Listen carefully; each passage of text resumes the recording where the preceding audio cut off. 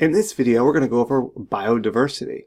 Looking at the two images that I put here, you can see here in the wildflowers area on the off side of the hayfield, a great amount of biodiversity. And in the hayfield here, a minimum amount. Here we have a picture of a bunch of mushrooms indicating the biodiversity that can occur in a relatively small area. So, biodiversity is simply defined as the variety of life in a habitat. You see the same two images here. We use two terms here, species richness, and that's referring to the number of species in an ecosystem. These biologically diverse ecosystems are generally more stable than simple ones. These diverse areas allow different species to be able to match the particular conditions that may occur, allows life to continue to survive. Its quality is usually measured what we call this biodiversity. How many different species live in this particular habitat? Two important factors in promoting biodiversity. One is ecosystem size. This may make sense in the simple fact that the larger the ecosystem contains more diverse habitats and therefore has greater number of species. A reduction in the ecosystem size will simply reduce the amount of species that it can support. Can ultimately lead to extinction, may occur in extreme cases if the ecosystem shrinks too small. Here's an example, a picture of the world here with certain amount of biomes defined as different regions. We're going to go over biomes in a different section. There'll be a project related to those.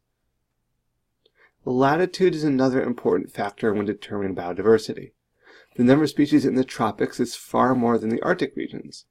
Simply because it's a longer growing season, plants can survive longer. Plants are constantly growing, allowing animals to eat them, and the climate tends to be more stable. So these dark red regions represent greater biodiversity, and these deeper blues to black regions represent less biodiversity.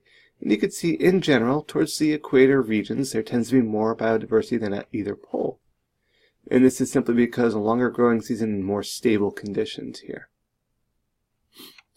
Specifically looking at what we call island biodiversity. This is where we're getting an equilibrium model. We're going to look at an isolated island. Look at the species richness on an island is dynamic, equilibrium between colonization and rate of extinction. You can see here we have a bunch of different birds, a bunch of different beaks, various items that they eat. Here's a generalist, insect catching, we have some nectar feeding, surface swimming, filter feeders, so on and so forth. They all have to develop certain niches to be able to survive. Okay, two important factors looking at island biodiversity. The first one is island size. So here's our mainland, here's our radiating points outward. The larger the island, in this case island number 2, will tend to have more species than smaller ones. And this should seem logical. If it's larger, there should be more apt to have greater diversity. Greater number of species can survive there versus the small little island. Here again, distance from the mainland. So in this case, we're going to call islands 1 and 2 are basically the same size for intents and purposes with the same resources. However, the distance from the mainland can impact this. These that are closer to the mainland will have greater biodiversity than those further away. And this is simply like you don't want to travel very far.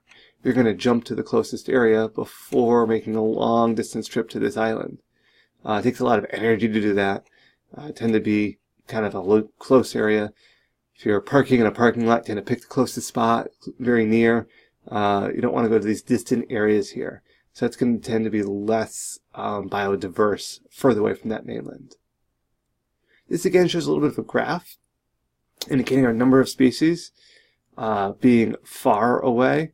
Are going to have less species than islands closer to the mainland or near the mainland. This distance effect is what that relates to.